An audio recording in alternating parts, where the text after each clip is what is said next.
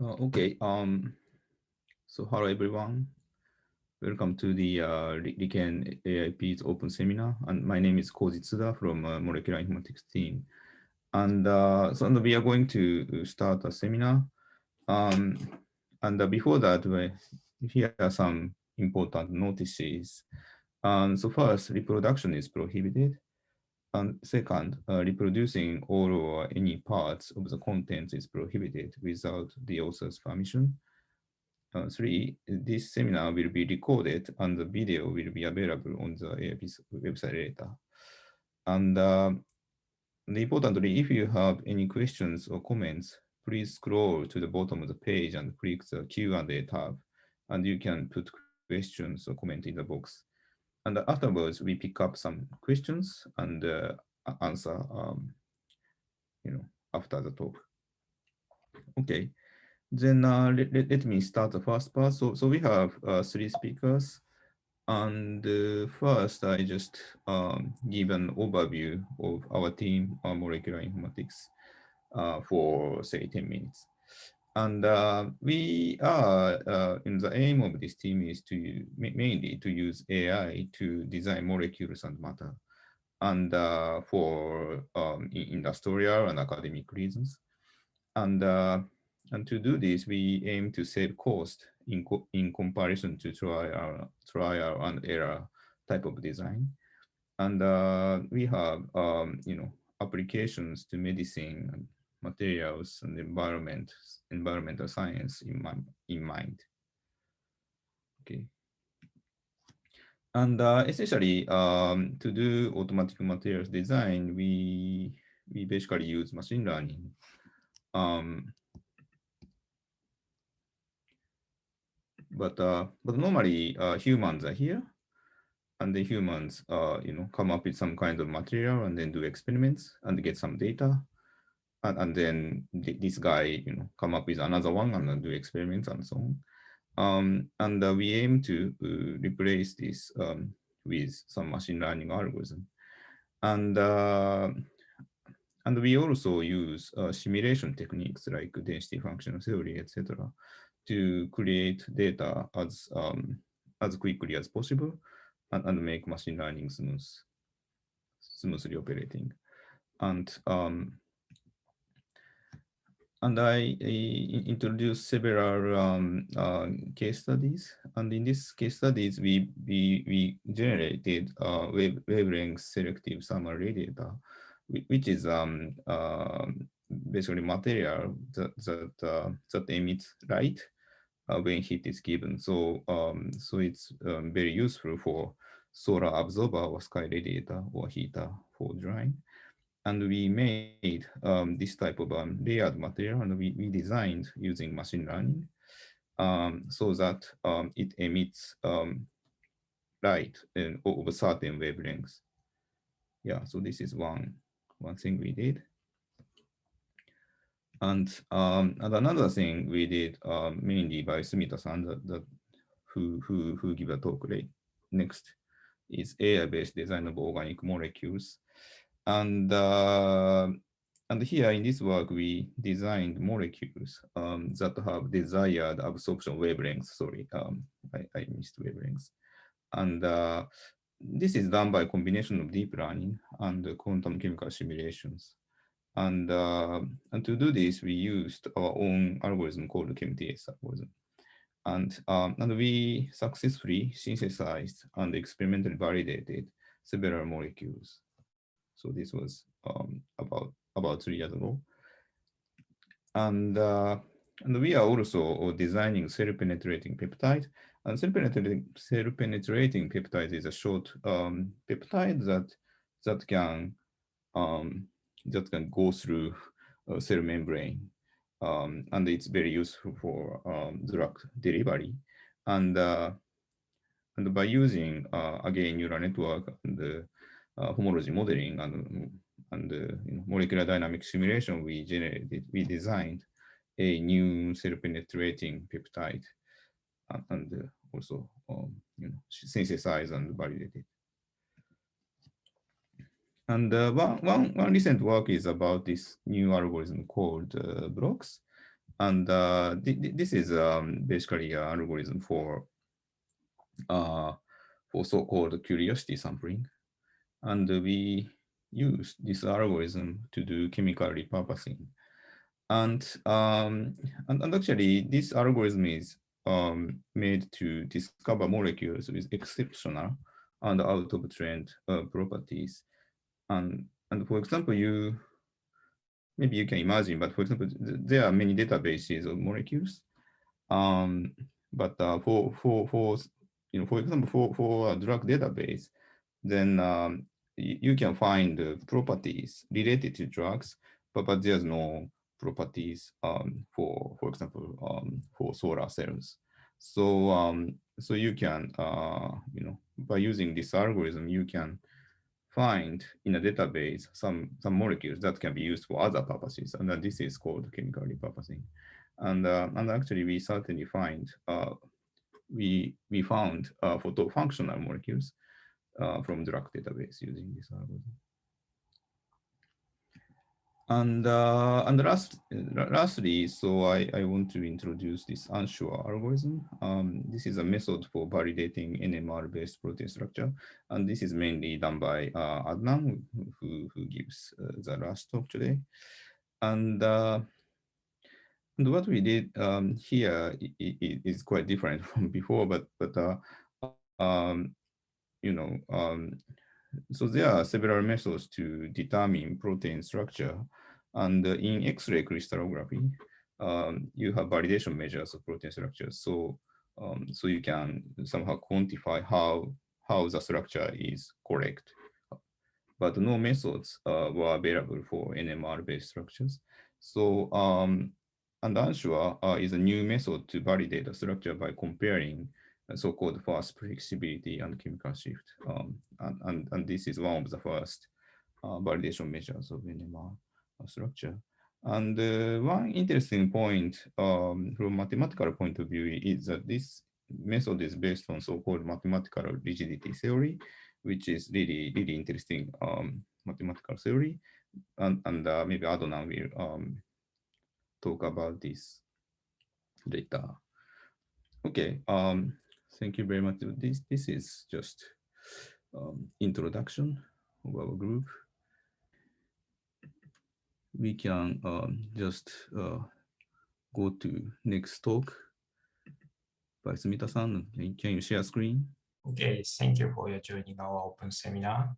I'm Masato Sumita, a Riken IP scientist of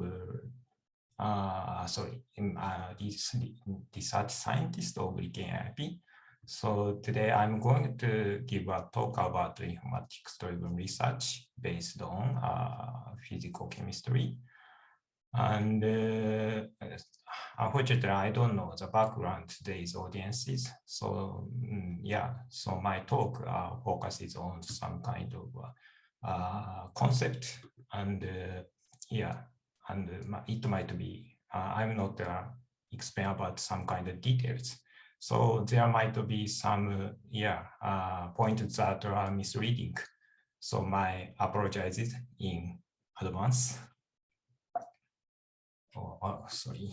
Sorry. And yes, first of all, I would like to explain about the physical chemistry and materials. And physical chemistry is one of the branches in chemistry. And for understanding chemical phenomena based on physics. And for example, when a researcher found new chemical phenomena, they are trying to give some explanations based on physical-chemical theories or rules. And sometimes new chemical phenomena require to develop new theories. And the physical-chemical theory and rules stems from quantum mechanics or thermodynamics, that is theory of physics. And on the other hand, some chemical phenomena, chemical compounds that shows some kind of beneficial phenomena applied to materials for some devices. And surely physical-chemical contribute to the development materials, but its role is mainly support, not the direct. And creative contribution to materials is difficult for physical chemistry. And that is design or predict materials. Because if we try to use a theories in the physical chemistry to design materials and predict materials, we realize that the existence of the big wall between them. Surely sometimes there are successful examples that is successfully design materials from the theories, but that is rare cases. Surely this big wall, small wall, but big wall is due to the incompleteness of physical-chemical theories. But there is some other issues, I think. And that is a complexity, in my opinion, in the chemistry of and material science is very complex. And there are many factors that dominate chemical phenomena. From the macroscopic views, for example, pressure, solvent, impurity, temperature, and mixture ratios, and etc., etc. There are many factors, I think. And in addition to these factors, atomistic level controls are also required. That is atomic arrangement, molecular size, and elements, etc. And the importance of the atomic level control are widely recognized through the development of nanotechnologies already, I think. And this nanotechnology development also requires physical-chemical supports that result in the enrichment of physical-chemical theories. However, material design, including all factors, is impossible for physical-chemical theories. Surely, experimentally also very difficult. So then how do researchers design materials? Here, I would like to explain traditional material design. So researchers make much effort to develop new molecules or materials. The first task of a researcher is to prepare parent materials that have close property to the target property.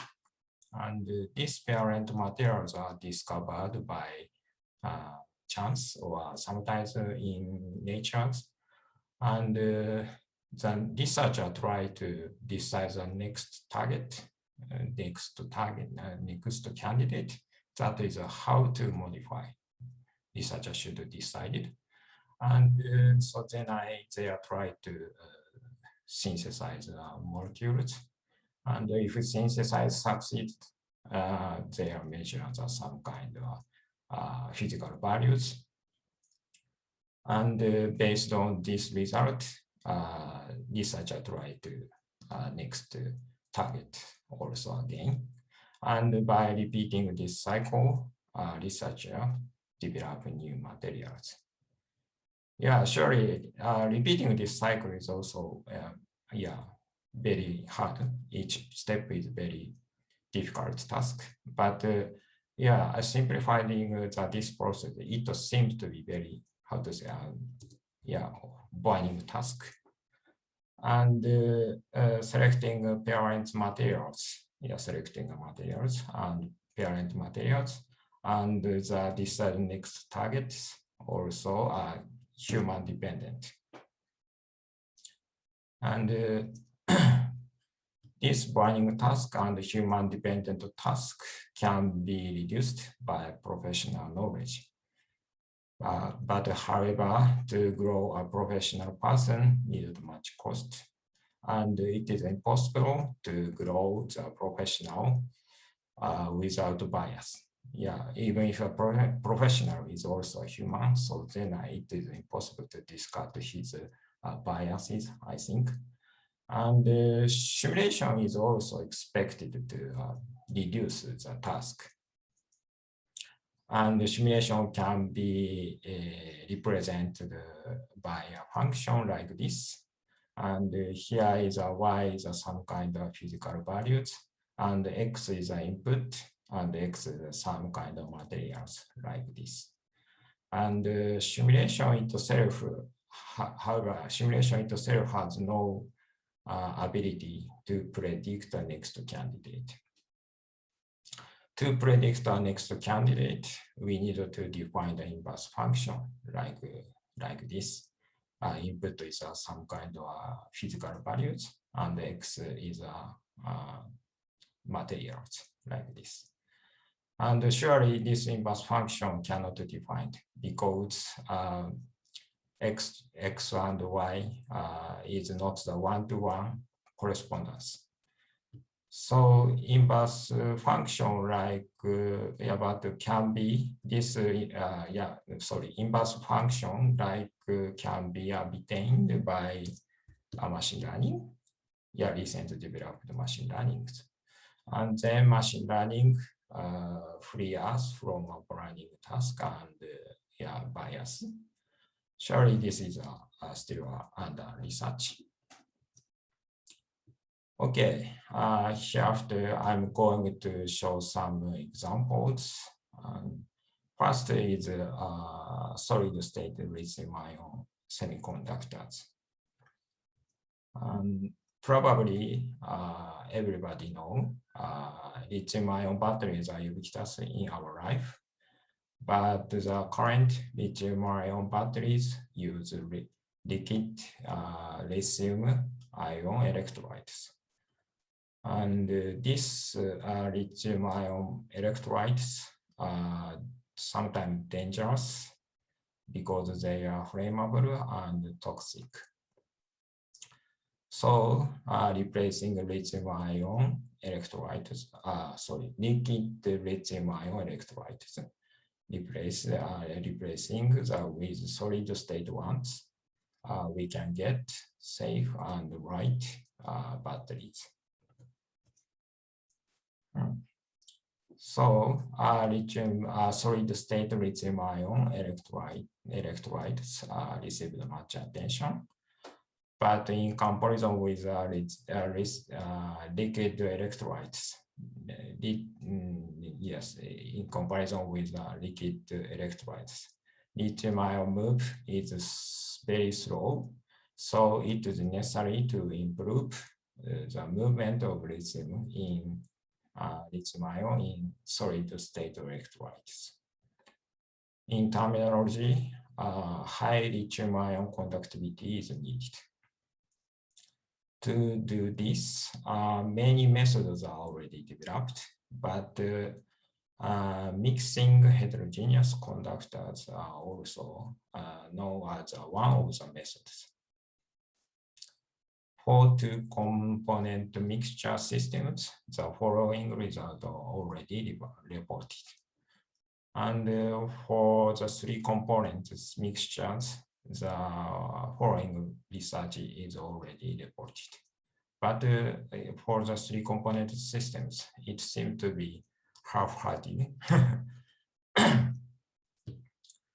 And surely it is necessary to optimize the composition ratio for lithium conductivities. And using traditional optimization method, let's try to optimize the composition ratios for lithium-ion conductivity. And first, we should prepare parent materials. This is a human's task. And next, decide the mixture ratios.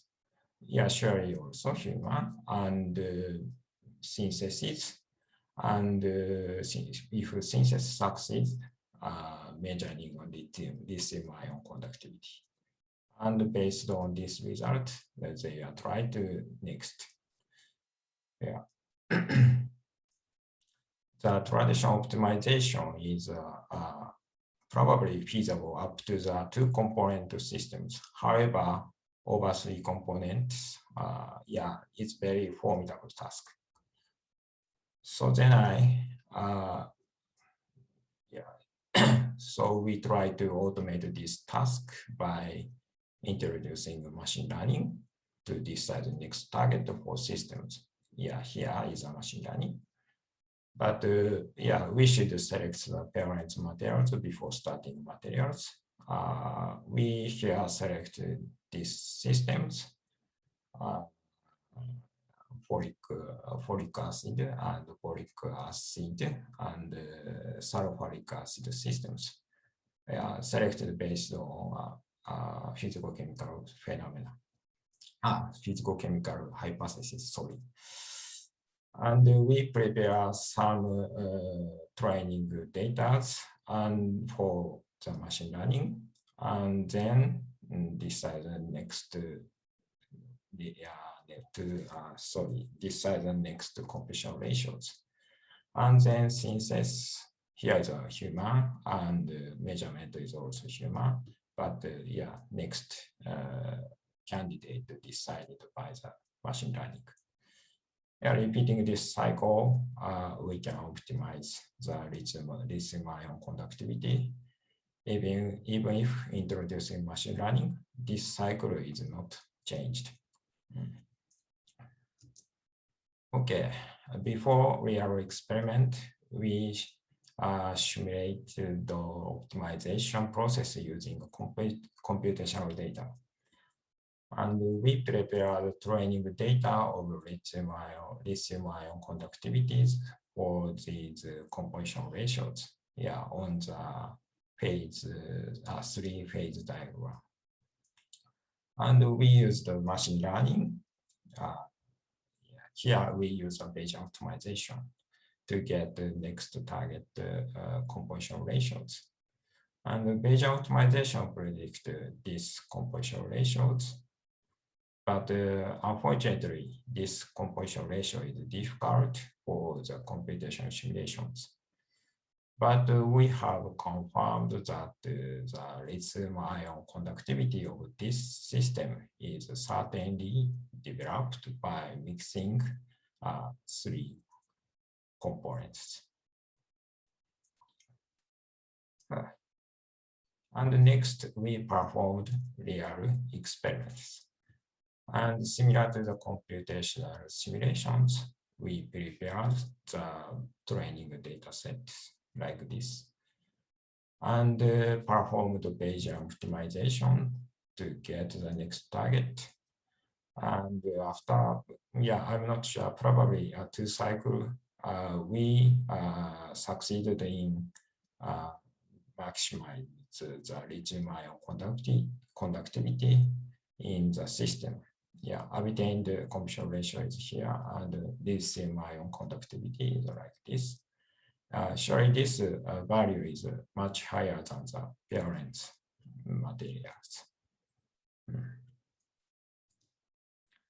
So then, according to our estimation, we succeeded in reducing the synthesis cost by 50% by machine learning. So then machine learning certainly free us from a burning task.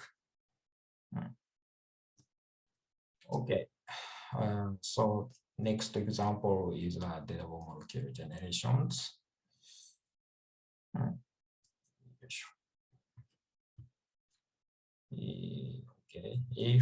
Okay, and yeah, similar to the lithium-ion conductivities, even if the target is changed to the molecule, the material design process is not changed.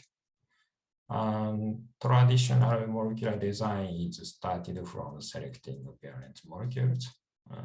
Yeah, that is stems from the in nature or by founded by chance, and decided how to modify yeah, here's how to modify, and yes, and the next candidate selected.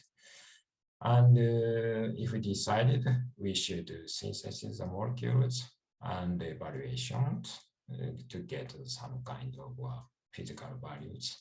And based on this evaluation, researcher should decide the next target. Just repeat again and again. But in this molecular design, researchers are always bounded by these parent molecules, and there is no guarantee that the parent molecule is the best. Yeah, surely researcher is not so stupid. They are always dreamed the inverse molecular design. And in this inverse molecular design, target is not a molecule, but more molecular properties. And and then try to search a suitable molecule for the target properties. And if found it, we synthesize it and measurement or applications. However, to achieve this inverse molecular design, we should explore chemical space. Here. That is a vast space spanned by molecules, including known or unknown molecules. Searching the chemical space seems to be alternative method to defining inverse functions, I think.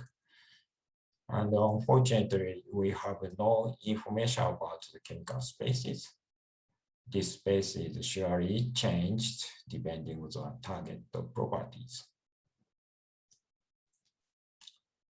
And so to search chemical space, we use reinforcement learning, and that means the training while making and evaluating molecules.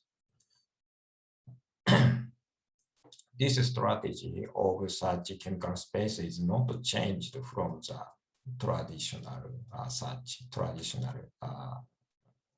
I'm already sure optimization method is not so changed. That is input is molecular properties, and this is the next. Here is we introduce generator that is some kind of machine learning based generator, and synthesize molecule and evaluations, and evaluate the synthesized molecule, and based on these evaluations, generator makes the next molecules and synthesize just cycle, just repeat this cycle. However, unfortunately, synthesizing molecule is very time consuming. The order of time for synthesis is not second or minutes or hours, but day or year. So training does not progress. If we use experimental employed, if we use synthesis, experimental synthesis. So, but fortunately, in chemistry or material sciences, there are many simulations. Already, so many simulations already developed. So therefore, we replace experimental synthesis with a simulator. Note that this simulator is not for synthesis processes, but just only the target molecules only. Reaction products only. And unfortunately, current simulation are not developed to synthesis processes. Okay, so then I would like to introduce generator based on machine learning. And already many molecular generators are developed in informatics era. And we use ChemTS that is developed by our groups And ChemTS runs molecule construction rules by training recurrent neural network. And making a molecules, ChemTS use Monte Carlo tree search, MCTS, and for the compressions, recurrent neural networks use again. And in the molecule design, molecule generation processes, ChemTS gives a generated molecule to the evaluator to get the information of molecules.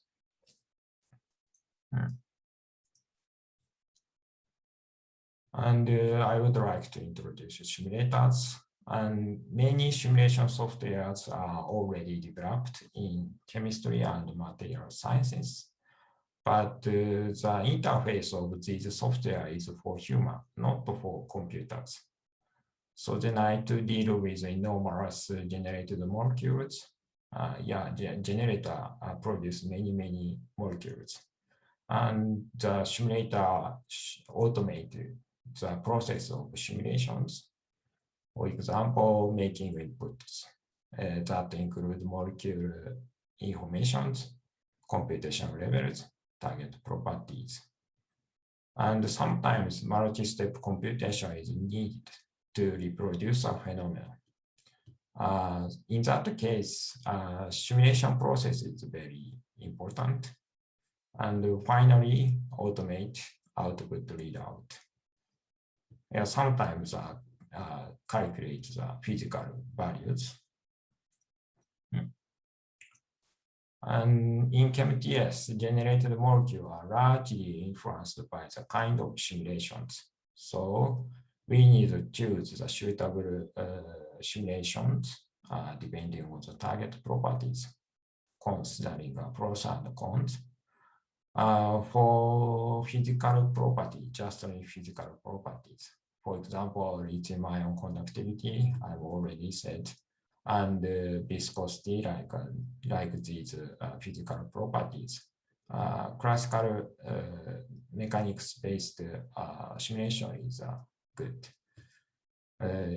Because classical mechanics-based simulation does not need much computational powers, but unfortunately many parameters.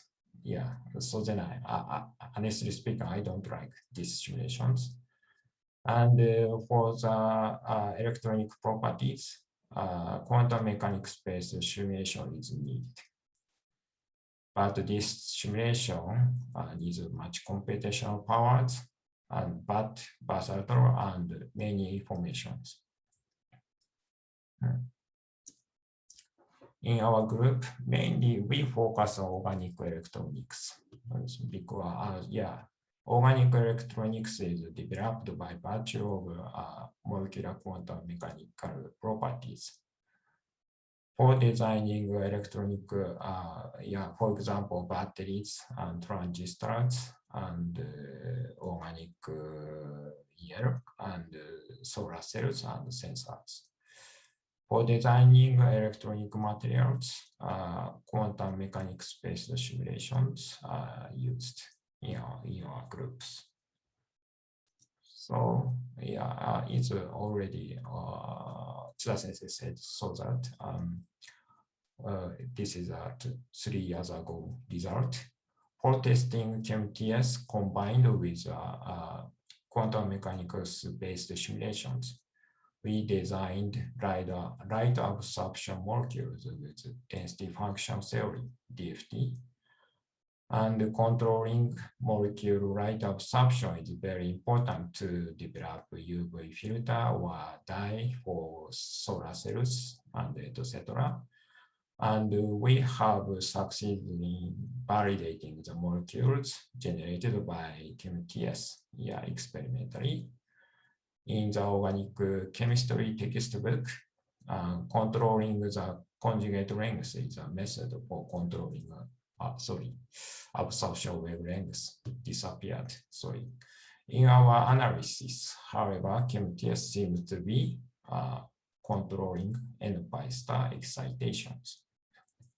Yeah, that is an idea beyond the human.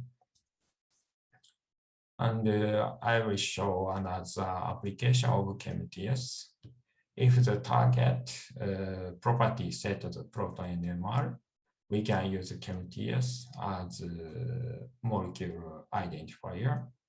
And if we set the target property of fluorescence, we can get photon emission molecules. And if we set the target property to the redox potentials, similar mimic values, we can get electrolyte materials. But anyway, we show the geometries controls absorption length by non-textual method. So then machine learning will free us from bias. Okay, and this is a final example. We show boundless object-free explanation blocks. Yeah, I already showed two examples. Someone may say that the generated materials are all just within training data set. Surely in Bayesian optimization, such area are limited. And in the molecular generator systems, it will be impossible beyond the training data, might be. I'm not sure, but I cannot deny. Now, furthermore, in the previous example, we show that one parameter of materials is optimized. That is lithium conductivity and light absorption wavelengths.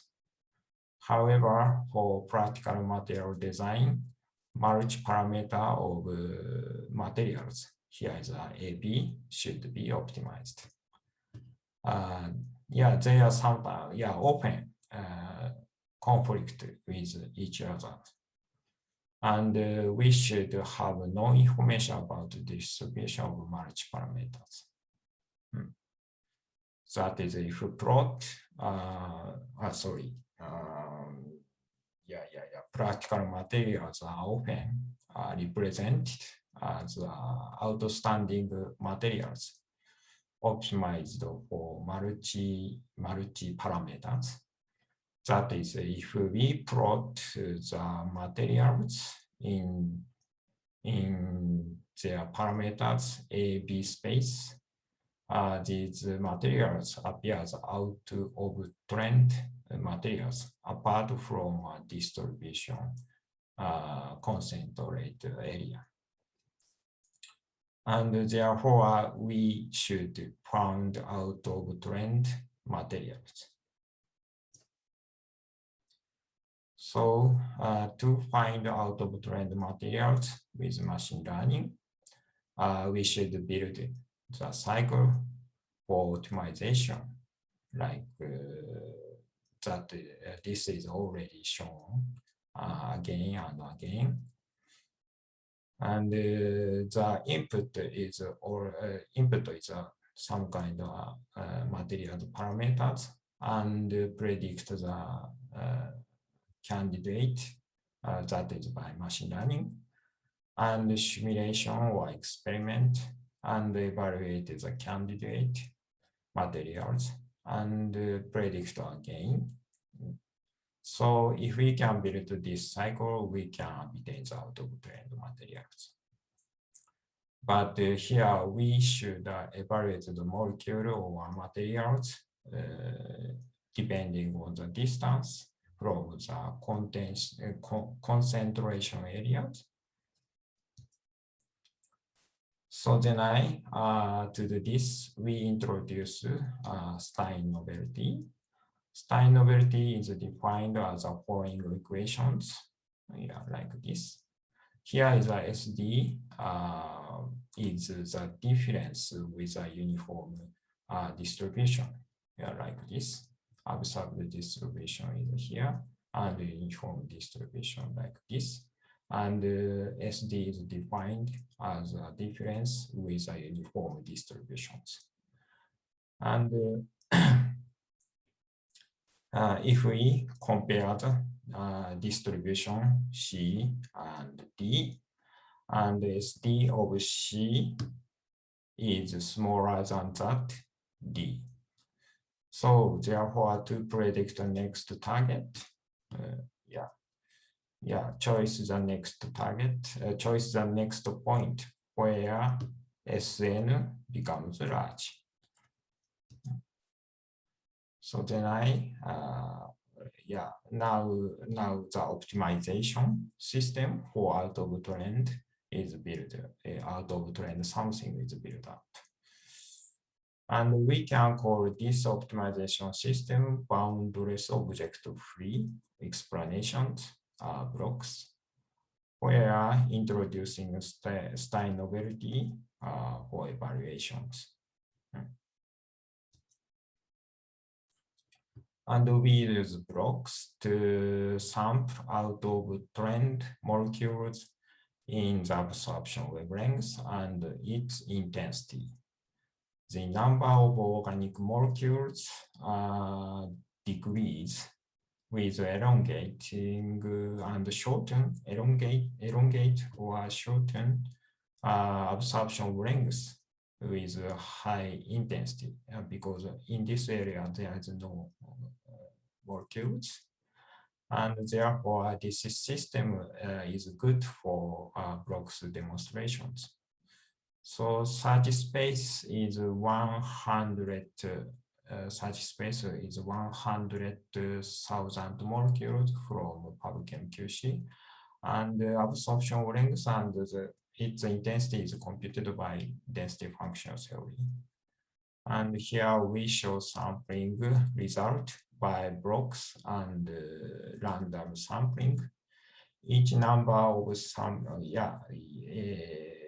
200 and 500 and 2000. The molecules sampled by random sampling is blue point, and the blocks, the sampling by blocks is orange points like this. For any sampling number of samplings, blocks efficiently sampling the outside. Probably you can see that. And after 2000 sampling, we picked up the 1, 2, 3, 8 molecules for chemical experiments. And this is a result of UV absorption wavelength, absorption measurement of molecules sampled by blocks. And blue line indicate the experimental spectrum, and red broken line indicate the first peak predicted by blocks and DFT, and only one, this sample, only one, unfortunately, because of the limitation of the instrument, experimental data is not available, and other experimental first peak, appears predicted, blocks predicted positions, I think. Yes, here, and here. And the predicted intensity are also correlated with the experimental peak intensity. Therefore, the predicted by blocks agree with experimental results.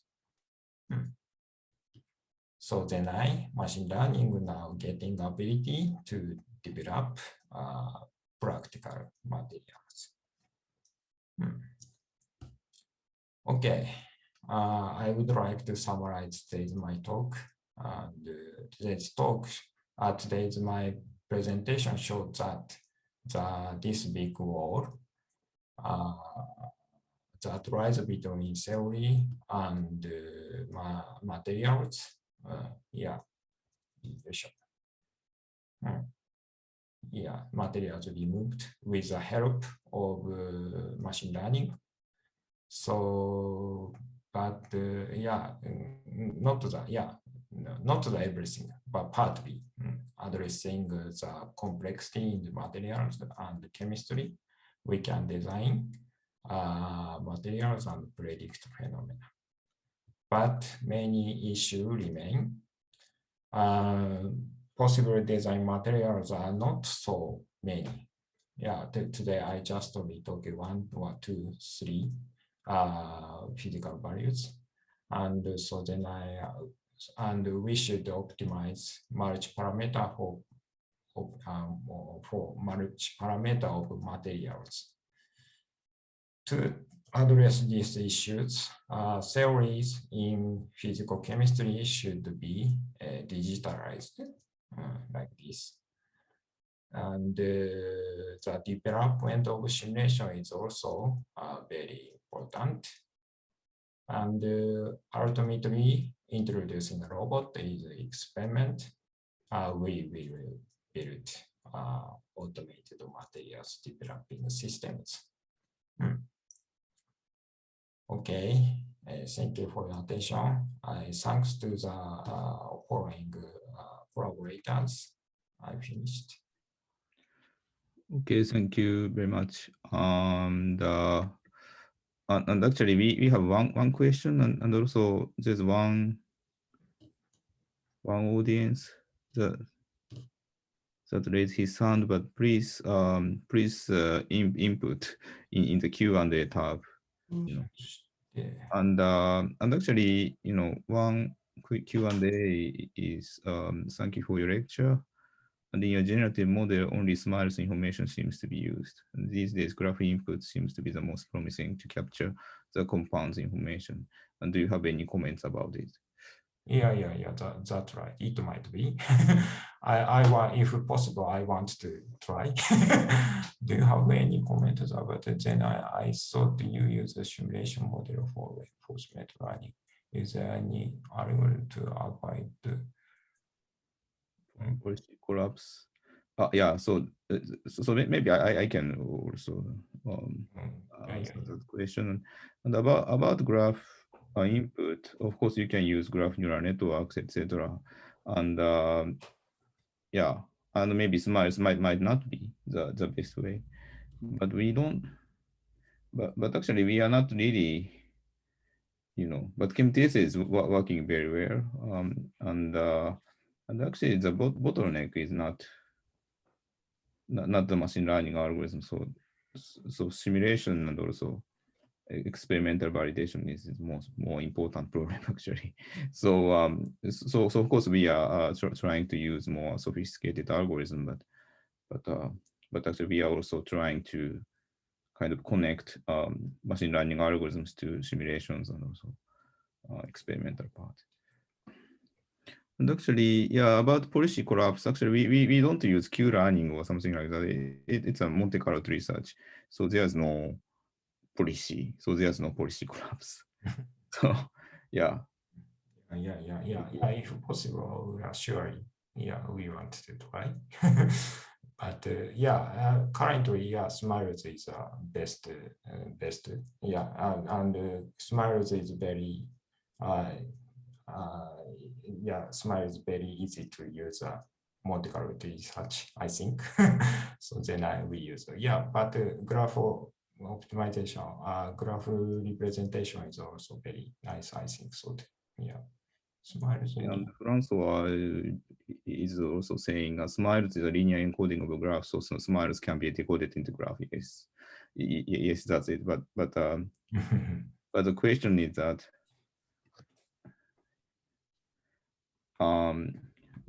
not all smiles can be converted into graph. So some smiles should be of course if you randomly generated smiles, and most of them cannot be decoded into a graph, so it's not equivalent. And actually, yeah, is there any パネリストの人からなんか来てますけど、溶媒による吸収スペクトル変化が大きいと思いますが、それにする対応はっていうことですか？This is about the change of spectrum due to solvent. What is your? Yeah, surely. Spectral, yeah, it is possible to include the solvent effect in the simulations, but honestly speaking, I don't believe the solvent effect. But yeah, partly it is possible to address, I think.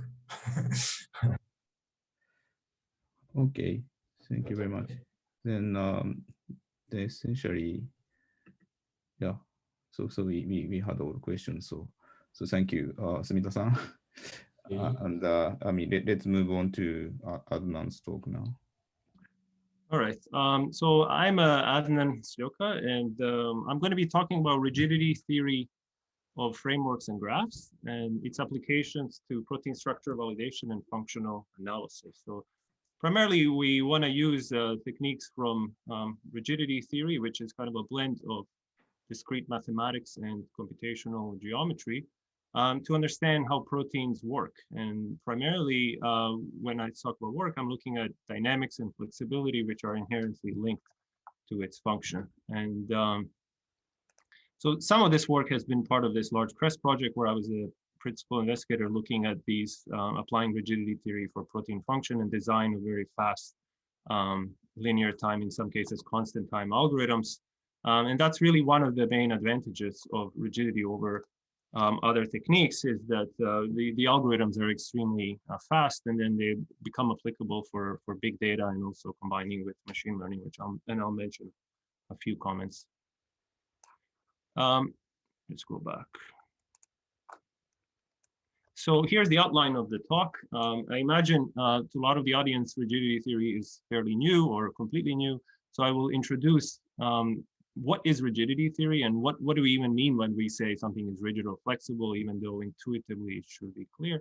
And then once I do this mathematical definitions, which I'll spend a good part of the talk because I think this is a fairly new topic, I'll introduce some motivations why we care about protein flexibility and dynamics, and how we can predict it with rigidity theory, and then highlight some recent results, such as this validation of first workable method for validating structures solved by NMR that were combined using rigidity theory and some experiments.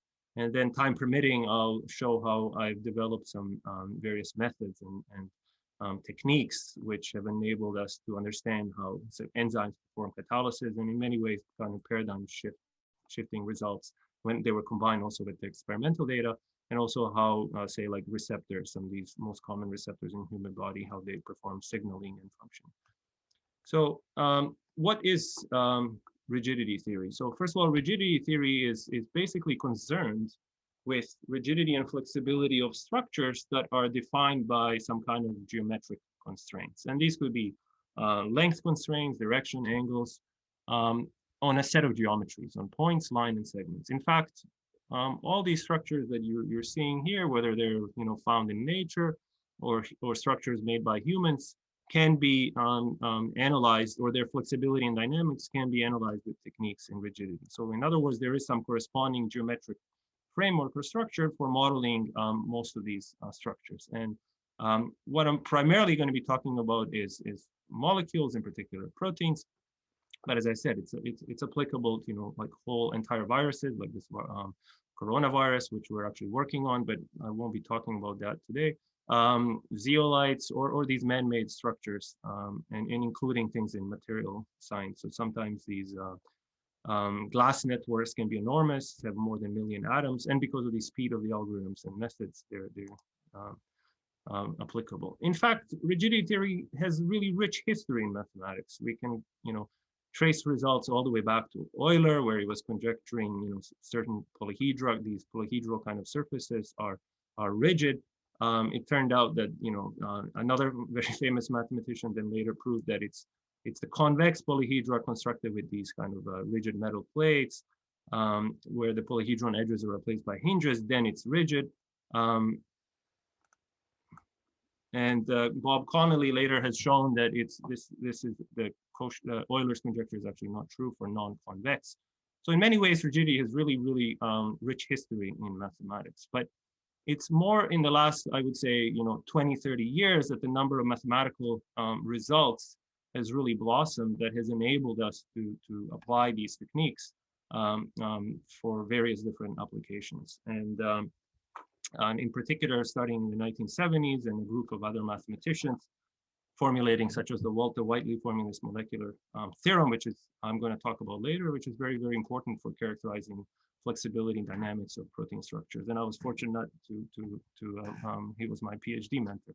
And then people like Mike Thorpe, and they wanted to apply these kind of techniques to molecules and proteins. And then I was involved during my PhD work heavily developing some of these theories and algorithms. So, and I'm going to talk about what we can do with some of these things. And in fact, there's, as I said, listed here, there's many applications. Bill Baker, who's one of the famous structural engineers who's built these tallest buildings in the world, like this one in Dubai, will often come to visit these rigidity theory meetings. You can apply these kind of techniques for analysis of like robotic structures or mechanical engineering. Some of my earlier work on this, but today I'm going to be mainly talking about how we can utilize these tools or these kind of way of thinking about how objects are rigid and flexible for analysis of proteins. So first of all, why do we care about flexibility dynamics of protein functions? So dynamics and flexibility is really critical for protein function. In fact, it is the main thing that's driving how proteins work. And here is the this current coronavirus and with these outside proteins called spike proteins. And it's really the dynamics of these spike proteins that drives how they result in infectivity. Why this is not playing. And in fact, it is some of these motions, you see this motion of this, it's called the receptor binding domain, is what is very critical for how it infects the human receptor.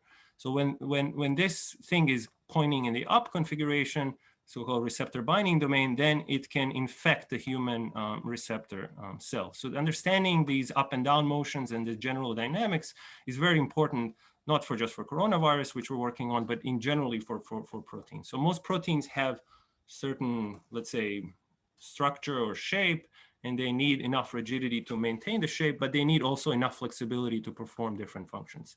So here on the right, you have HIV protease, and the function of this protein is that these flexible bits here cut the larger polypeptide chain, and then the virus can replicate. And I'll talk about how we can predict this, what happens when there's like a drug bound. So most of this work that I'm talking about today is kind of looking at you given some structure of a protein which has been determined probably by experiments, and then we'd like to be able to understand how it functions. But this, the function of the protein is really encoded in its shape, but I should further say it's not just the shape, but it's the flexibility and dynamics that dictates how these shapes are changing. So biochemical and physical experiments are very, very useful, but they're often very expensive and they give very limited information. So I'll talk about later in one experiment, for example, experimentalists will just label a certain residue and then they'll monitor how it moves without being able to label like, entire protein. So it's very limited, but of course it's useful. We need to validate our predictions.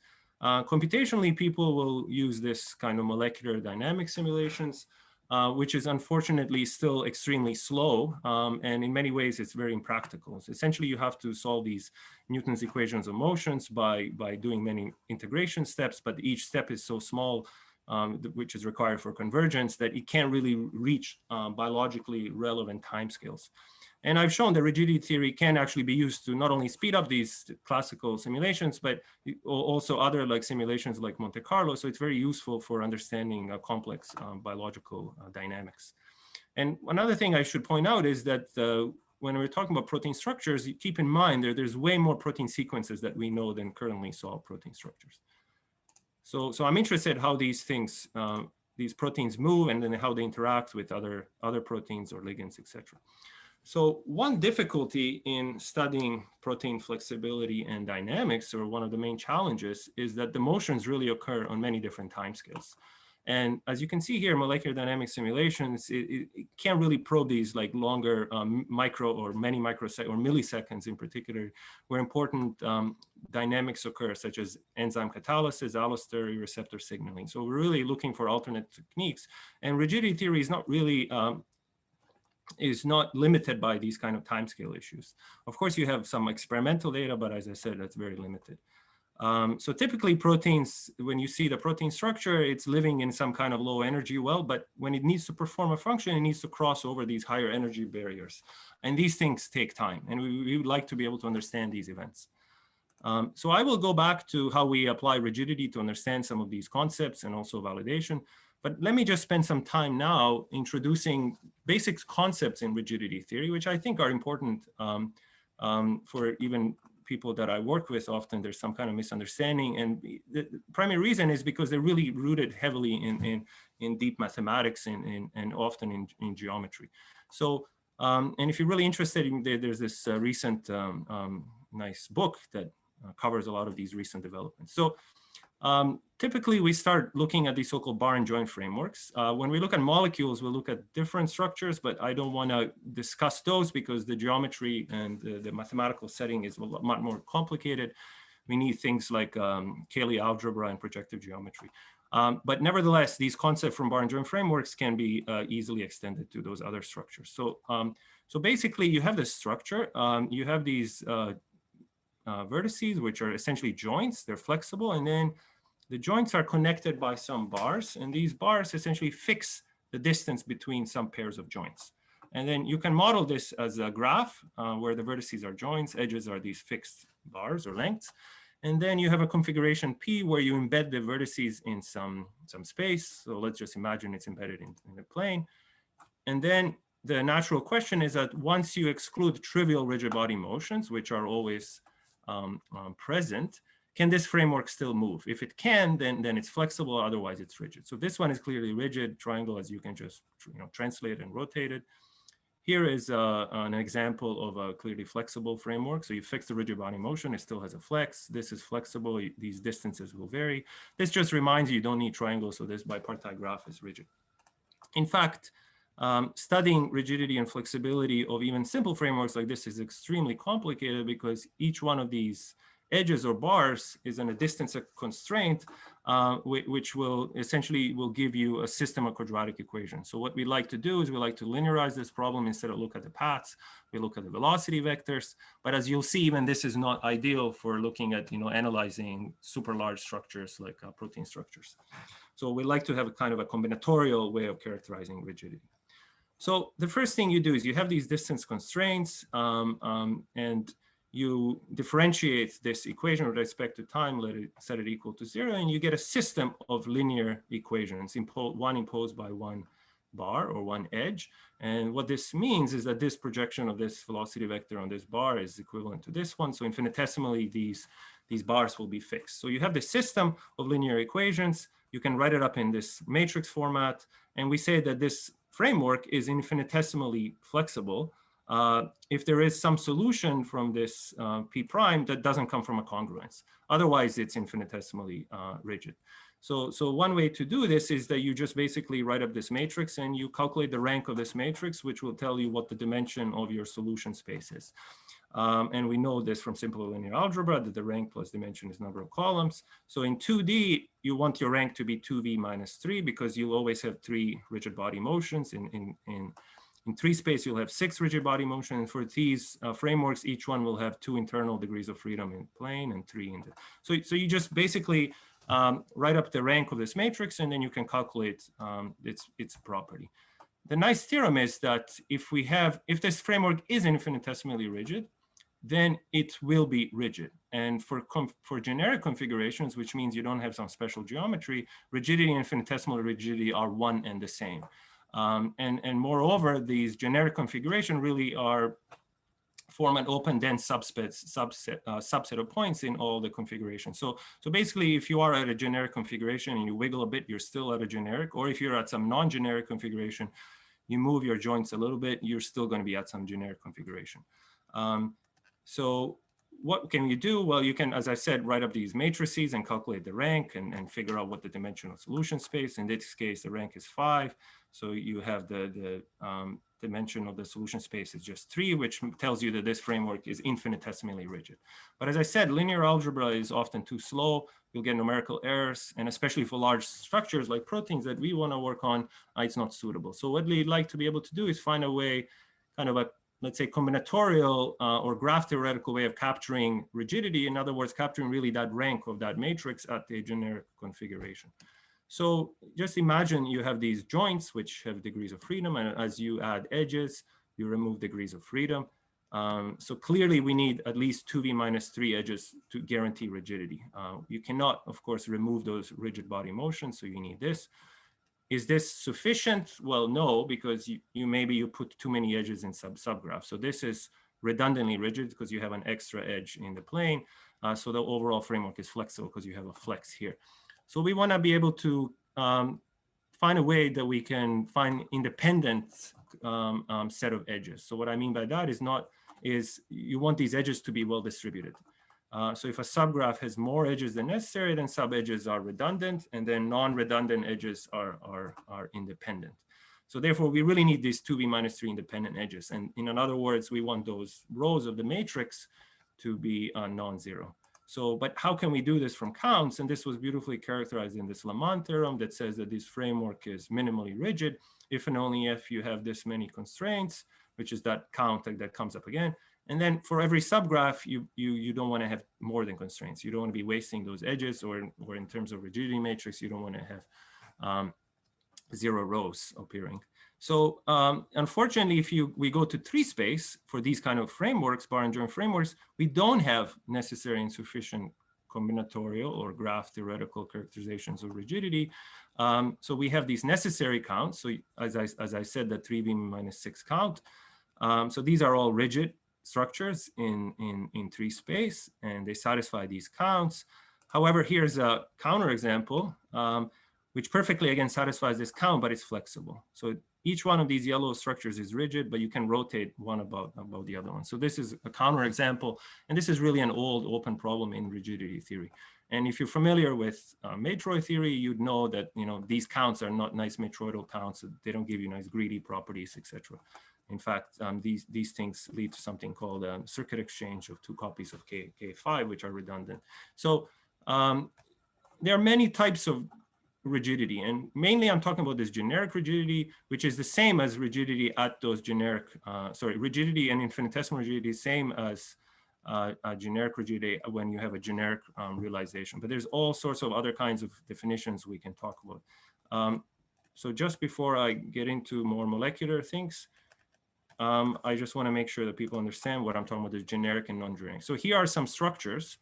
So these 2 structures have exact same count of edges, etc. They're basically under constraint. So you don't have enough constraints. So you expect them to be flexible. And in fact, they are almost always flexible. But if you realize it as a disk configuration, it becomes rigid. And here's another example where you have perfect counts are fine, but it's sometimes flexible when you have this kind of non-generic configuration. But everything we're talking about, we're interested in non-generic configuration, and that's actually perfectly suitable for proteins. So, well, of course, we're interested in 3-dimensional space. These structures don't have a nice characterization. Fortunately, these kind of other structures have a completely nice way of characterizing their rigidity in 3 space, or actually in any high dimension. And this was beautifully characterized in this molecular theorem, which was conjectured back in '83 and then proven about 10 or so years ago. It basically says that if you have a rigid atom, you can treat this as a fully rigid body with 6 degrees of freedom. And then the bond, essentially a bond that removes 5 degrees of freedom, just leaves a single rotation around it. You can treat that as a set of 5 edges. So you get this multigraph. Once you build up this multigraph, and these could be other kind of structures, these kind of that appear in robotics, where you have these rigid bodies connected by some bars, or rigid bodies connected by some hinges, or molecules where essentially this bond is a hinge. And once you build up this graph, this theory says that, similar to this Lamont's theorem, that you want this 6v minus 6 counting condition. So basically, you just check that you have this global count and on all subgraph, and you can check if the graph is rigid or not. And in fact, we can do a lot more. We can find where all these rigid and flexible subpieces are. So here's a generic ring of 6. So 6 cyclohexane, imagine these are single bonds. So this would be minimally rigid because you perfectly satisfy this count. If you take a ring of 7, we need 36 edges, but we have 35. So this has 1 internal degree of freedom. And those are the 6 edge disjoint spanning trees. Just before I show how we actually apply this for proteins, remind you that we do have extensions of some of these counts for kind of some specific non-generic realizations which come due to symmetry. So for example, that boat or cyclohexane, when you impose it with a twofold symmetry, it actually becomes flexible. And chemists well know this boat and chair configuration problem. And the reason flexibility occurs is because of the specific symmetries. But we do have extensions of how you can modify these counts so you can still capture those additional degrees of freedom. Of course, you're wondering, okay, you have these counts. How can you now check this on very large graphs? Because if you take these counts literally, that leads to exponential time algorithms. And we do know that that's true, but there are many algorithms. And the reason is because these counts form something called matroid. So you have these greedy properties, and you can check these counts using kind of bipartite or tree decompositions. Or pebble game algorithms. And in practice, they run in polynomial time, but they can be made to run in linear time if you do some kind of special tricks. And I've been developing that in the past. So I'm not going to talk about how these algorithms work. So one is the pebble game, where you're essentially assigning these pebbles following these counts to these edges. And as you're doing this, you're checking if those edges are independent, removing degrees of freedom. And sometimes you come to a case where, like here, you cannot assign a pebble to that. So that means that that edge is redundant, and that region you search is over constrained or is rigid. And if you're really interested more in the rigidity, and as I said, you can look at this. So now let me turn more into the protein world. So how can we apply some of these techniques or use them to start analyzing flexibility, rigidity, and even dynamics, as I'll show, and different phenomena that occur in proteins. So one way is you start with your protein structure, and as I said, typically these are determined by experiments. So you'll have all the coordinates, and you can set up the graph, including all. But there's additional tricks you need to do, like include not only covalent bonds, but of course these non-covalent interactions, which are the most critical for stabilizing the protein. And nevertheless, once you have this kind of a extremely complex graph, and also, for example, hydrogen bonds, you can assign like energies, etc. You can decompose these things into rigid, flexible regions and then ask all sorts of interesting questions. So here's some earlier studies where people analyze this HIV protease. These flaps are kind of flexible. They're colored in yellow, and then this is with some inhibitor bound, and they're now rigidified. Of course, these things mutate just like coronavirus. So these things, these dynamics and rigidity often changes, and that's one thing we're actually looking at for analysis of COVID proteins. So you can begin to simulate thermal protein unfolding. As you heat up the protein, which part of the protein still retains its rigidity, and it's been shown to correlate with some experiments. Others have correlated this to some NMR, in this case, order parameter measurements. I've shown that we can predict very useful and kind of complicated experimental data called HD exchange by combining rigidity with some other computational tools. And because these methods are extremely fast, as I've said, you can apply them in very large structures, and in fact, not only viruses, but even in like glass networks where these things have over 1 million atoms. One other thing is not only you can work with large structures, but you can work with many structures. So here's one study. So this is joint work a few years ago with Jeffrey Gray, who asked me, is there a way we can analyze all antibodies using these kind of approach? So antibodies are key proteins in our immune system, and they'll bind to these things called antigen, which are often foreign molecules. And you'd like to be able to understand upon binding, like these particular loops or flexible, how the rigidity flexibility changes. So I'm not going to talk about the details of here, but essentially what I want to just say is that we're able to analyze something like on the order of 200,000 crystals, and this includes models as well from Rosetta. So just showing that the speed of these algorithms can be used to analyze a lot of structures. And when you do like MD things, you're typically, you know, working on one structure. So so we need these alternate fast techniques. So the basic conclusion was this, that these antibodies, when they mature, it was previously hypothesized that they become flexible, in particular in these binding, but we couldn't find any difference between when they mature or when they're naive. So maturation just means where these mutations, how many mutations occur, which has led to some other interesting work. It's not how many, but where these mutations are. We can also start simulating motions using these techniques. So for example, you start with some configuration of your protein, and then you move every atom into some new configuration, and then you either accept or reject this move based on some geometric criteria. Of course, you can't have atoms clashing, but there's also like angular things that should be checked. And we can keep doing this, and we can generate a path between, say, 2 points, or we can do a completely random way of looking at how protein is moving. Sometimes you'll have these larger rigid clusters, and other times you'll just want individual atoms, and it's still pretty fast. So in this one, another way, as I was saying, is that you can find these rigid clusters, and then you reduce the overall degrees of freedom in the system. And then you have a kind of way of doing like coarse graining, and then you can simulate these protein motions, which have been shown to correlate well with some experiments. In one study, which we're now following up on, is these tau proteins, which are very important proteins for stabilizing something called microtubule. And upon a defect, they become extremely flexible. So they're already extremely flexible. So they're called intrinsically disordered proteins. So in the beginning of the talk, I said most proteins function on the border of rigid and flexible. And that's true with the exception of these intrinsically disordered proteins, which naturally have a lot of internal flexibility. But upon a certain defect, they become even more flexible. And then these microtubules, they can no longer stabilize these microtubules. And then that leads to all sorts of problems.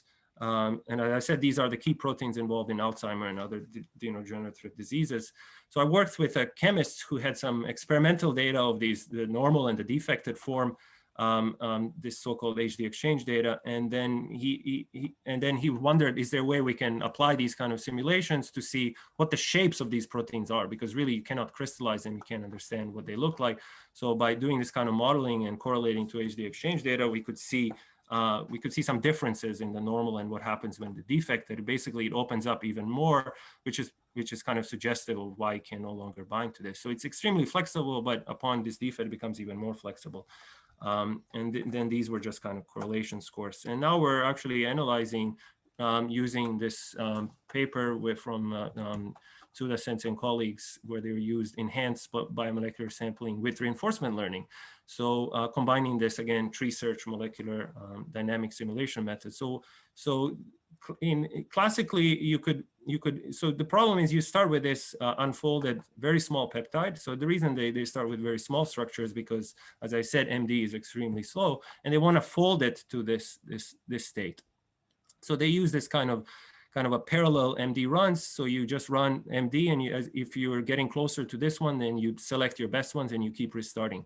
But the problem is, even with this kind of parallelized approach, you'll often still get stuck in these low energy minima and you can't get out of them. But by using this kind of a tree search structure, you can explore more wider configurations, and sometimes you don't want to keep exploring, then you can do a backtrack. So this is very useful, and they've shown that they can get better final root mean square deviation, which means how close you got to this final one. And in fact, because these techniques from rigidity are very fast, we can kind of replicate this. Instead of doing MD, we can do these cheap rigidity and Monte Carlo simulations. So for example, this is joint work, and mainly it's been done by this postdoc, Andre Tux, where we start with a similar problem that I was doing here, but we replace it by using this kind of a technique.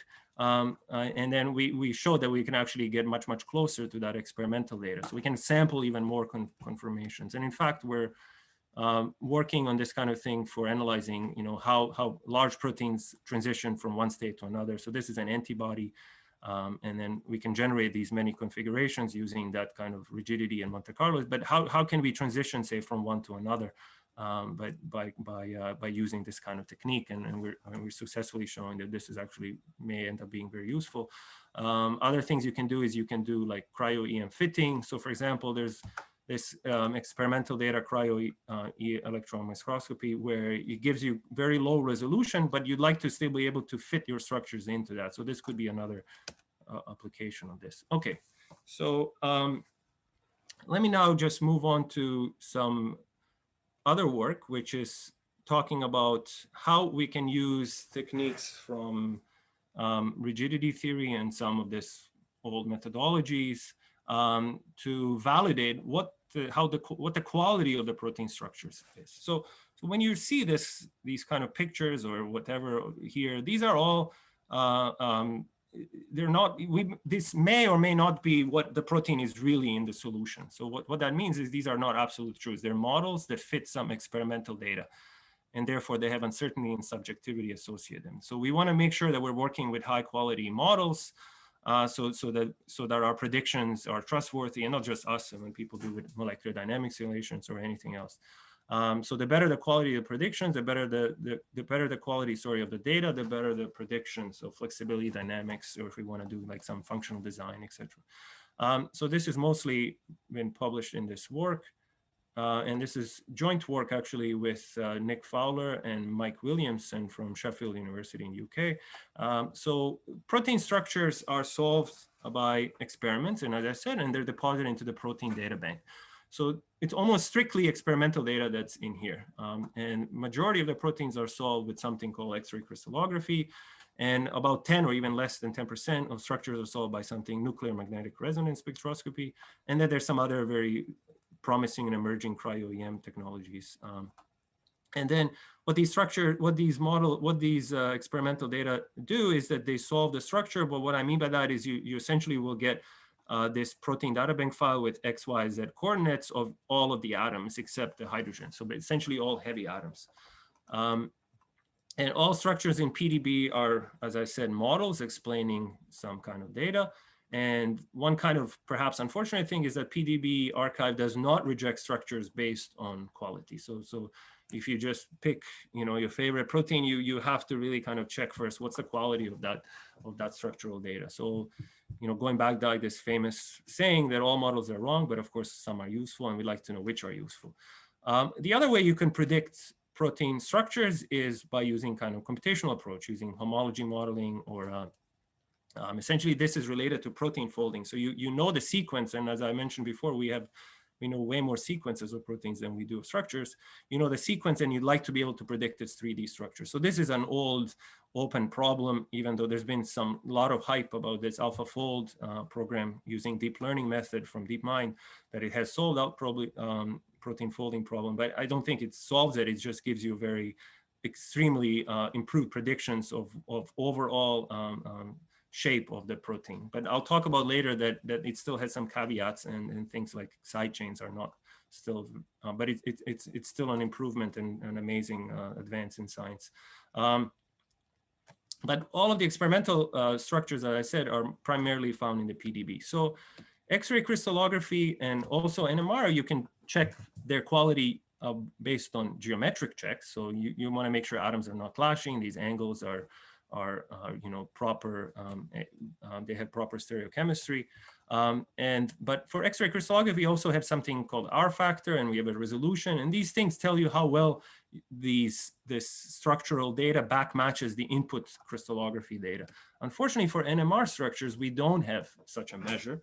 And this has been a really big problem because, as I said, about 10% of structures in the PDB are NMR, and not all proteins can be crystallized. So you really sometimes have to resort to using NMR.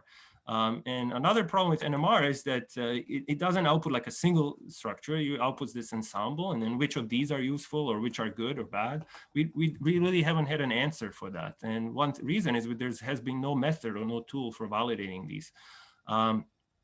And in fact, the first NMR structure that was reported was solved back in '85 by Havel, Williamson, and Wurtrick, which has ultimately led to the Nobel Prize of Wurtrick.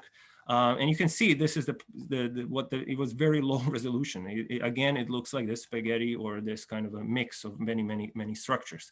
NMR, and another thing with NMR is you don't really see individual atoms. All you get is a bunch of distance constraints, and then you build up some models, and you have to run, molecular dynamics or some kind of simulation to find the best lowest energy minima. But the quality of these structures, we really haven't had a good method for, or any good reliable method besides just geometric checks. So what we did is myself and Williamson, this same person here, we proposed this method. So which is called ANSURR, so accuracy of NMR structures using random coil index and rigidity. And what this method basically does is it predicts how well the rigidity of the protein structure obtained from rigidity theory. So basically for each residue or each amino acid, you get some sense of rigidity and flexibility, how well this matches something called random coil index, which uses an experimental data called NMR chemical shifts. And moreover, what's important is that this experimental data is completely independent of the structural data. In fact, you can collect this even if you don't know what the structural data is. So you're using these completely independent measures of rigidity to compare how well they match each other, to see, as a tool to validate the protein quality. So this, what I'm talking, when I say first, that means this kind of rigidity theory inputs pre-DB structure and predicts its flexibility using some kind of rigidity-based techniques that I was previously talking about. And RCI uses these NMR chemical shifts. And the reason this really works, as I said, it's a really direct comparison between the input data, which is the NMR spectra or the chemical shifts, and the output data, which is these structures. So we have rigidity predictions for this, and we have rigidity flexibility from direct chemical experimental data. And then what do we do? Well, essentially what we do is we compare these two measures. So orange is rigidity, blue is this chemical experimental data. And we compare these to how well they match each other. So one we do is this so-called correlation score. So basically what that is saying is that how well are the locations of these rigid or secondary structures. So proteins will have often these kind of alpha helices and beta sheets, which are more kind of stable parts, and then they'll have these flexible loops. So what this correlation score basically says is how overall your shape of the protein is with regard to where these rigid bits or these secondary structures are. And then we have also the RMSD score, which this means root mean square difference score between these two curves, which gives you a pairwise residue comparison of these rigidities. So if we look at this plot here, these are the same protein, but different models. So remember, I have them here actually. So these are different models. So it's not this structure, it's some other structure, and you can see that the quality can actually quite vary. And the best models would be up in here because you have this high RMSD score. So essentially the rigidities are similar, and you also have high correlation score. Essentially these minima and maxima are found similarly are explained by the two methods in a similar way. So the best structures would be here, the worst structures would be down here. And then what did we do? Well, we applied this actually, we have a preprint now, we applied this on all NMR structures in the entire PDB. Again, because these methods are fast, that's applicable. And if you're wondering how do we get the experimental data? Well, every time an NMR structure is deposited, they have to also deposit these chemical shifts. So that data is already available. And one thing we found, for example, is that ANSURR, this method showed that NMR structures which are explicitly refined in water are more accurate. So what that means is that once you make these models and then you're doing your energy minimization, if you're explicitly running these simulations in water, that will tend to fix rigidity. So it just forms more hydrogen bonds and improves overall quality. So you can see these correlation scores for large data set, they shift to the right. And this actually makes no difference to the backbone positions and to overall fold. So you can see these two structures, even though they may have different rigidity scores, the folds are very much similar. And this will be actually important when I talk about ways we can maybe improve this alpha fold or alpha fold predictions. So improving rigidity is very important feature. And then other thing, I'm just highlighting some of the main findings. We also tested this, of course, on as I've said, on many on many structures, and in fact now on all of the structures, and we've shown that it outperformed other existing validation methods. But as I said, there weren't really other methods, but they were mostly looking at how geometry, the quality of the geometry. And then when we also compared X-ray structures with their NMR structures, so that's an interesting question. And we identified that the X-ray structures tend to be overall more rigid. Meanwhile, NMR structures are just too flexible, and particularly in the loops. And this is what makes NMR structures probably less good of a quality than crystal structures. We found the structures continued to improve till about 2005, and then they plateaued, and then these consortium did average better than others. But so by consortium, there were these large initiatives. One was this RECON 3000 project, the other was this NIH. They did slightly better on the other one. And it could be because they were looking at more kind of fault that have already been known before. Another reason structures were maybe improving is that so remember NMR is using these big magnets to collect this data, is that the spectrometers, these magnets slightly improved. But I think another reason that we haven't seen so much improvement is that we really haven't had a method. It has been really difficult to know what the quality of the structures is. And I'm not going to go into all these details. If you're interested, look at the paper. We also have a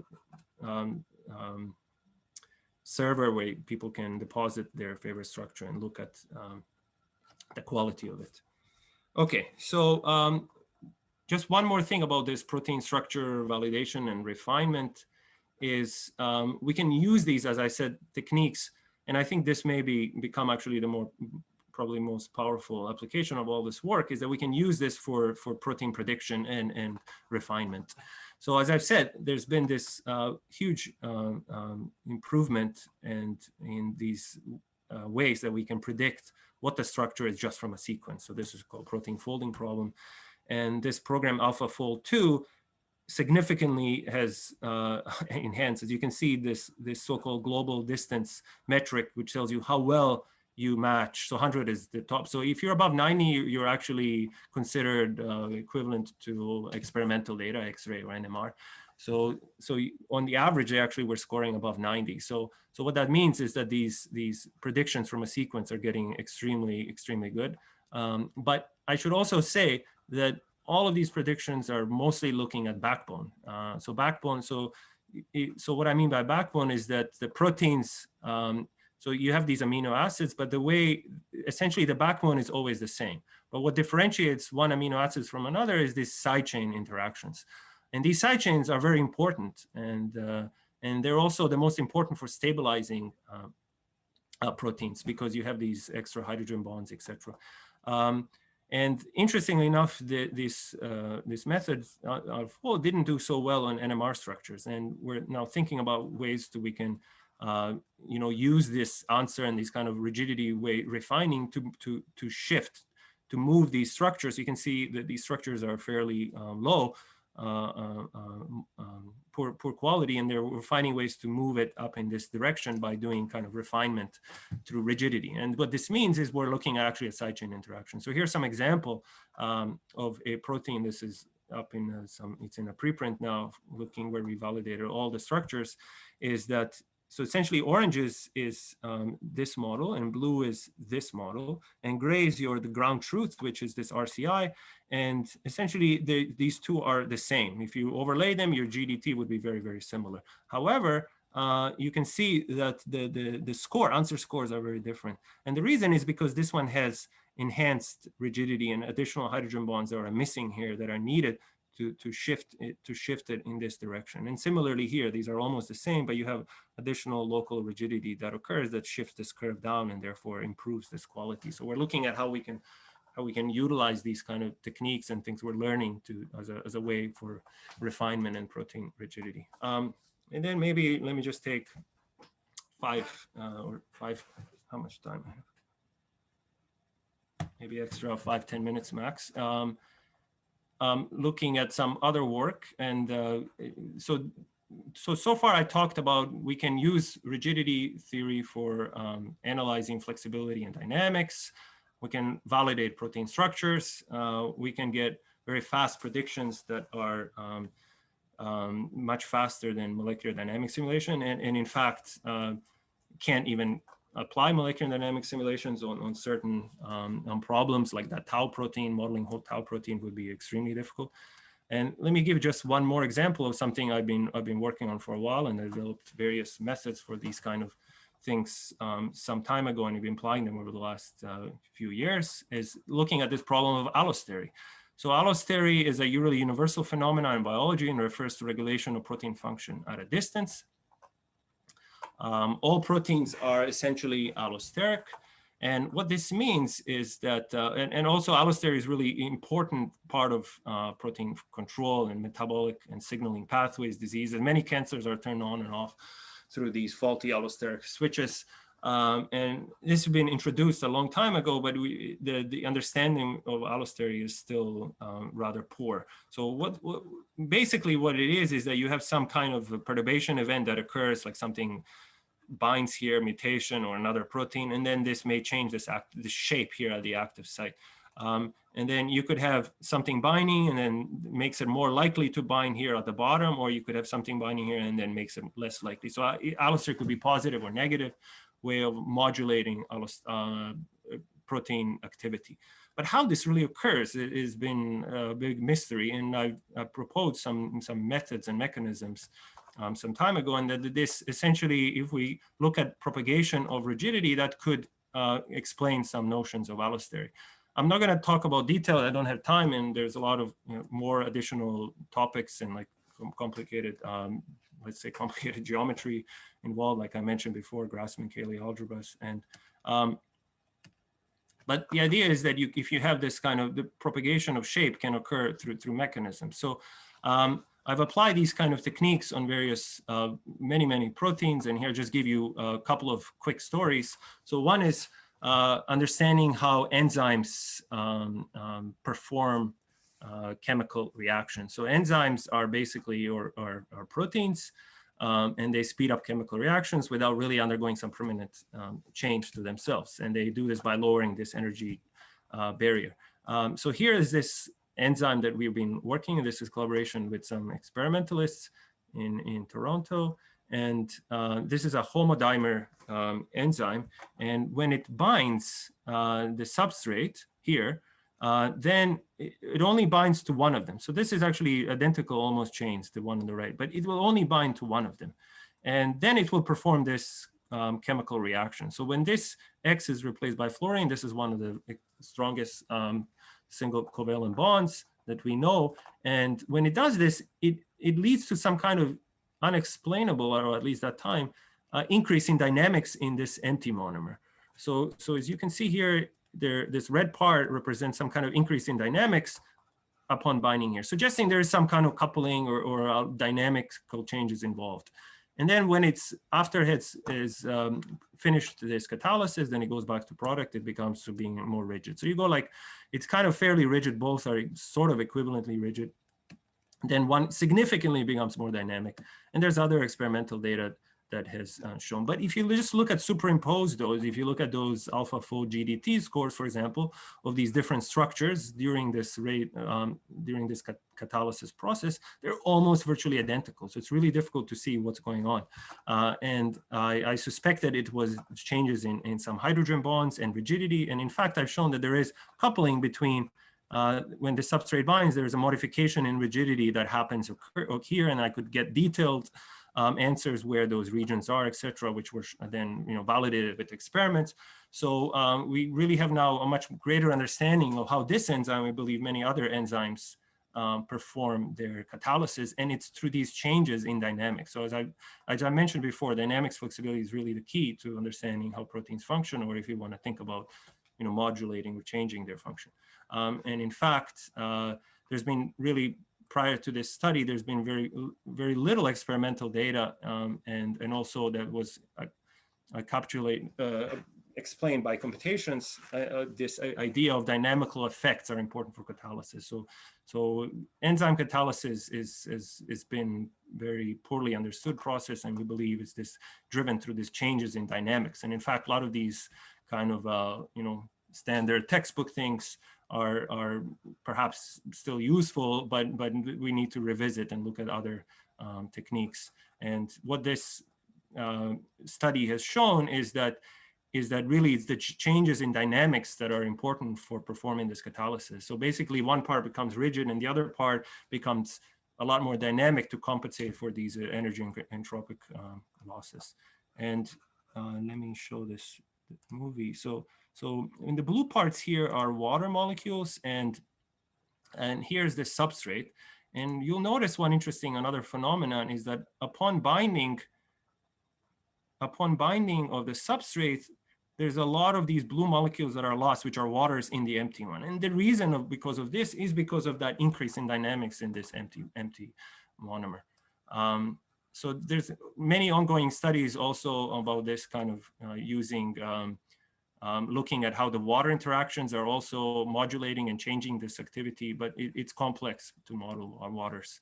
And maybe I'll end off, because I think I'm running out of time. I'll just end off with maybe one more slide without giving a lot of details. We apply these kind of similar techniques on other proteins. For example, these are the largest class of human receptors and most important drug targets called G protein coupled receptors. They sense signals and hormones and on this outer part of the protein, and then they transmit some kind of signal, and then this leads to activation, which I don't have that slide. So it leads to activation of this protein by conformational changes at this end, which enables it to bind to this G protein, and then there's cellular signaling that occurs. But again, how these things occur, and it's been a big mystery. So I've been working a lot with biochemists, especially NMR, where they have data where they, in the presence of say different ligands or different parts of these G proteins, how these NMR and dynamics changes. And in one earlier study, we've shown, for example, when this receptor binds to calcium and magnesium only, these very small molecules, they can also lead to changes in activation. And that's through these kind of modification of these activation networks. And in a more recent study, we actually show that it's not just this kind of signaling coming from these effectors and ligands, but also the interactions with this large G protein complex, and in particular this subunit. So this subunit is important for stabilizing rigidity of this and this whole kind of pathway. And there's these activation networks I was able to identify. And in many ways, this kind of gives some new perspective of how these things could be signaling and the importance of these long-range activation networks and interactions with different receptors. If you're interested in this, of course, you can check out this paper, and just highlighted some of the people that we were involved in collaborating this work here, and then some other people and some other work. So if there's any, yeah, maybe I'll just take some questions now. Okay, thank you very much. So audience, maybe can you post some questions?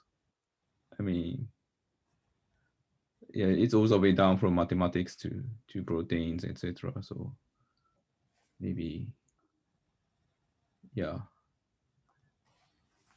Do you have any questions? So there's one in chat. Yeah. And how about the temperature dependence of protein structure and phase transition, if any, associated with the change? Yes, so temperature, of course, is very important. And one way we model that is through inclusion or exclusion of different interactions, like, for example, these hydrogen bonds. So we definitely do all of this analysis, assuming we start with the low temperature, so include many potential, say, hydrogen bonds, and then we dilute them down where we essentially unfold the protein. We keep repeating this analysis. So, and there usually is some kind of a range of energy and threshold where the protein is performing that function, which is not the same for every protein. And I think that's probably related to this phase transition. There has been some studies looking at these phase transitions, not only in proteins, but also in like materials, using these rigidity theory techniques where they essentially dilute, keep breaking, and then at a certain point where there's like an average number of, the average degree of each vertex is 2 point something, I can't remember, then it transitions from rigid to flexible. So that kind of phase transition has been studied. Okay. Yeah. So there is one from Anonymous. What are the advantages of considering the 3D structure of molecules? What are the advantages of considering the conformation of molecules, and how do you achieve this? Considering it. A very, very fundamental question. Yes. So I'm not sure what exactly, but so if you don't consider the three-dimensional structure of molecules, if you just have this some kind of sequence, or you don't know the structure, you're losing a lot of information about key interactions that are occurring. So it's critical to have the 3D structure of a molecule. So then you can infer about flexibility dynamics. And if you don't have that, it becomes even more tricky. Of course, there are methods and tools and techniques people use to predict even flexibility dynamics just from sequence, but it becomes a lot less reliable. What's the other question? Yeah, so essentially, yeah. So for example, when you don't study biology or chemistry, then probably you might wonder why you need to look at this 3D structure in such a in such a very detailed way. But but it's very important to understand life as a whole, because basically every activity that we are doing is just interaction between molecules, and of course interaction between molecules are determined by 3D structure. So all structure scientists in the world are really concerned about these proteins, very small difference and very small movements. Maybe you might think it's trivial, but it might change really medicine and everything. Yeah. Maybe from Francois.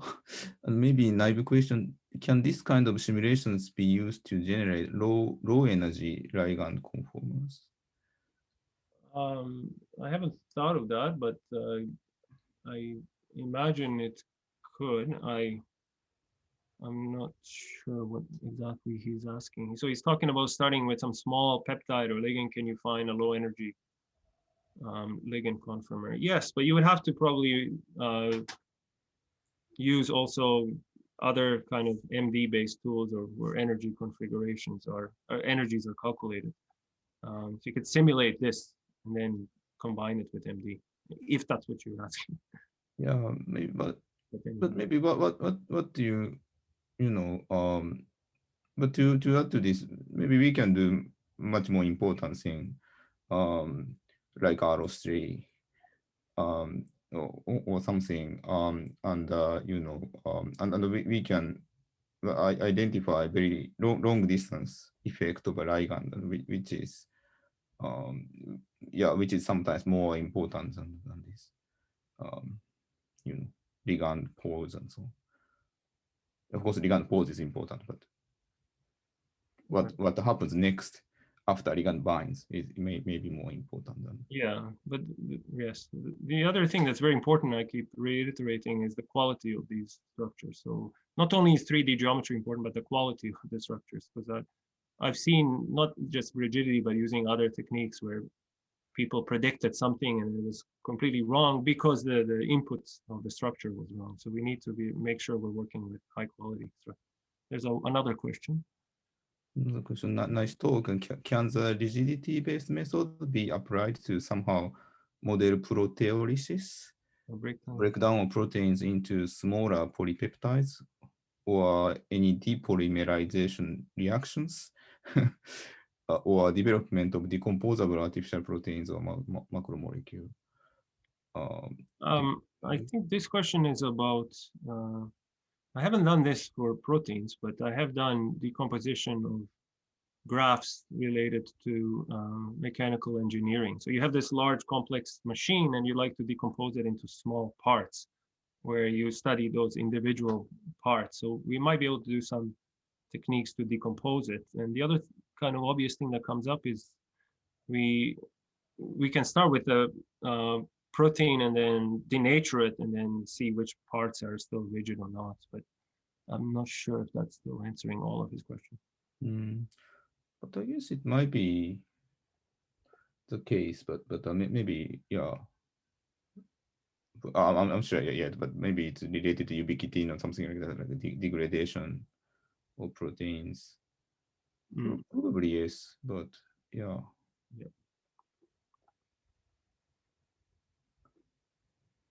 Any any other questions?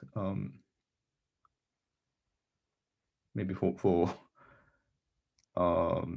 maybe one thing is you mentioned Matroid or Metroid. Matroid theory. Matroid theory. I guess AIP has lots of mathematicians, so yeah, that's why I mentioned Matroid theory. Yeah, you can a bit talk a little about this, or is it? So basically, the where Matroid theory comes up here is that the counts that are used for capturing rigidity flexibility in the graph are matroidal counts. So that means you have greedy algorithms, you have fast algorithms. So that was it. And then of course if you want to advance this or prove some theorems like the molecular conjecture, etc. Matroid theory tools are often used. But it's more of a mathematical side concept. Oh, so is it related to submodularity or something? Yes. I didn't know that. That's very interesting because because machine learning, a lot of people are working on submodular optimization and so on. So maybe it can be used in this process. Okay. Any other questions, comments? Okay, then maybe we can wrap up. Just to say goodbye. Okay, thank you very much for joining. I hope you enjoyed it. And I just want to mention that this open seminar series is held once in a week. And the schedule from now on is shown as follows. So next is Machine Intelligence for Medical Engineering team by Harada-san. And next is Non-Convex Learning Theory team, Kanamori-sensei. And next is Search and Parallel Computation Unit, and Yoshizue-san. And maybe this last one should be May 19th by Arai-san. So please come again and join the meeting. Thank you very much.